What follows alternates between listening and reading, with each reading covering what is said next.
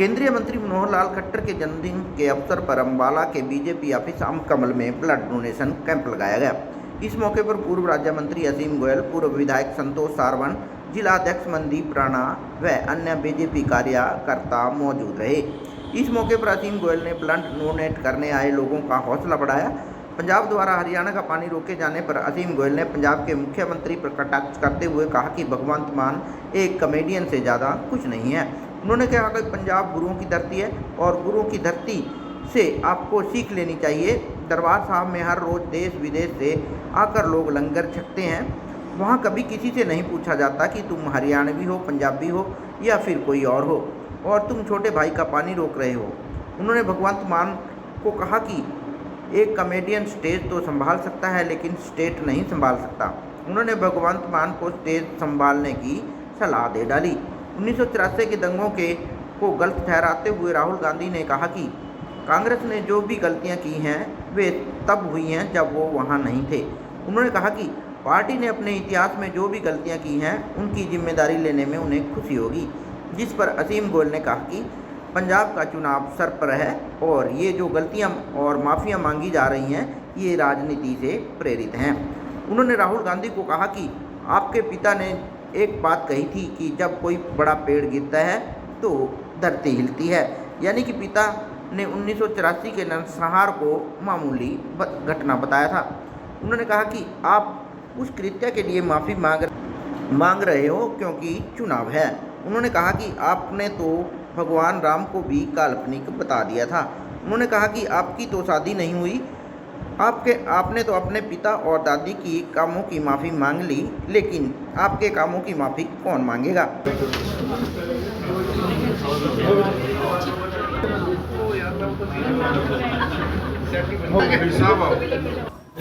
जिस प्रकार से अगर हम कह सकते हैं कि हरियाणा के अंदर व्यवस्था परिवर्तन के नाते भिन्न भिन्न समय पे भिन्न भिन्न मुख्यमंत्रियों ने काम किया, लेकिन एक ऐसी व्यवस्था परिवर्तन जो बिना पर्ची बिना खर्ची या मेरिट का आधार, जो कभी हरियाणा के अंदर ये शब्द सुना नहीं जाता था। हरियाणा के अंदर परिवारवाद, क्षेत्रवाद, भाई भतीजावाद और साम्यवाद का बोलबाला था।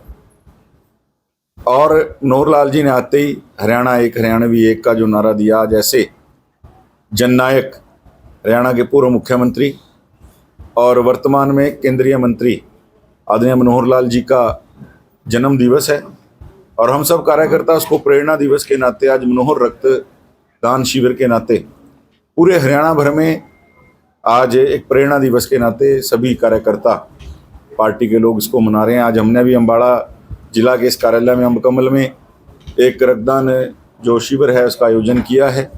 सैकड़ों की संख्या में कार्यकर्ता साथी आज इस दिन को मनोहर और यादगार बनाने के लिए हमारे बीच में हमारे सम्मानीय जिला के अध्यक्ष मनदीप राणा जी, हमारे पूर्व में मंत्री हरियाणा सरकार में और विधायक रही आदरणीय संतोष चौहान सारवान जी और हमारे सभी पदाधिकारी साथी जो है मंडल अध्यक्ष सम्मानित सभी यहाँ उपस्थित हैं। पौन गुरु पानी पिता माता धरत महान, यानी पानी का दर्जा पिता जैसा है।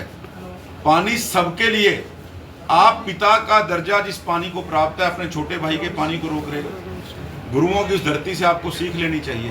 दरबार साहब में करोड़ों लोग पूरे देश विदेश से आके ये सीख लेते हैं और वहाँ पर मस्तक झुकाकर वहाँ लंगर की प्रथा है। वहाँ लंगर में कभी नहीं पूछा जाता ये हरियाणा का आदमी है, ये महाराष्ट्र से आया है। वहाँ तो श्रद्धा के नाते श्रद्धा सिखाई जाती है। आप पानी रोक रहे हो। और मैं सीधी एक बात कहना चाहता हूँ, भगवंत मान साहब स्टैंड अप पॉलिटिशियन, कॉमेडियन से ज़्यादा कुछ नहीं है, वो एक्सीडेंटल पॉलिटिशियन है।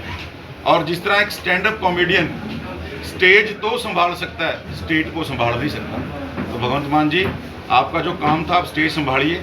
मैं बड़ी विनम्रता के और आदर के साथ आपको कह रहा हूँ, मैं सभी कलाकार साथियों का सम्मान करता हूँ, लेकिन आप एक दलगत राजनीति में, वोटों की राजनीति में पढ़ के आप भाईचारे को, हरियाणा और पंजाब का हमारा भाईचारे और रोटी बेटी का रिश्ता है, आप उसको खंडित करने पे लगे हो।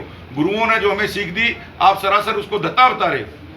तो मैं यही बात बार बार कह रहा हूँ कि भगवंत मान साहब एक्सीडेंटल पॉलिटिशियन है, स्टैंड अप कॉमेडियन से ज़्यादा नहीं है। वो स्टेज के ऊपर परफॉर्मेंस कर सकते हैं, स्टेट के मामले। देखिए, पंजाब का चुनाव सर पे है और मैं समझता हूं कि ये सब जो गलतियां, जो माफियां मांगी जा रही हैं, केवल राजनीति से प्रेरित हैं। 41 साल पहले हुआ और आज तक उस जघन्य, मैं तो कहूँगा कि जैसी मिसाल नरसंहार की पूरे दुनिया के किसी भी इतिहास में नहीं मिलती। आपके ही पिताजी ने, राहुल जी, ये कहा था कि जब कोई बड़ा पेड़ गिरता है तो धरती हिलती है। यानी आपने नरसंहार को एक मामूली बात बताया था और ये कहा था कि ये कुछ नहीं है, एक रिएक्शन है। और जिस प्रकार से लोकतंत्र को या धार्मिक मर्यादाओं को तार तार करने का काम लगातार आपकी पार्टी करती रही है, आपने अभी बयान दे दिया, प्रभु श्री राम को द्वारा काल्पनिक बता दिया और अब आप उस कृत्य के लिए माफी मांग रहे हो क्योंकि चुनाव है। ठीक है, आपकी दादी जी ने या आपके पिताजी ने जो काम किया उसके लिए आप कह रहे हो कि मैं गलती मांगता हूं। आप जाके सेवा भी करते दिखोगे अगले दिनों में। मैं आपको पहला ही कदम बता रहा हूं, अभी दरबार साहब में जाके राहुल जी कोई ना कोई सेवा करते भी दिखेंगे और वहां पश्चाताप करते भी दिखेंगे। लेकिन जो आप गलतियां कर रहे हो, आप लगातार सनातन को एक तरह से, भगवान राम को भी आपने उसी इंटरव्यू में, उसी पॉडकास्ट में आपने काल्पनिक बता दिया। उस गलती की माफी कौन मांगेगा? आपकी तो शादी भी नहीं हुई, आपने तो अपने पिताजी और दादी के कामों की माफी मांग ली, आपके कामों की माफी कौन मांगेगा?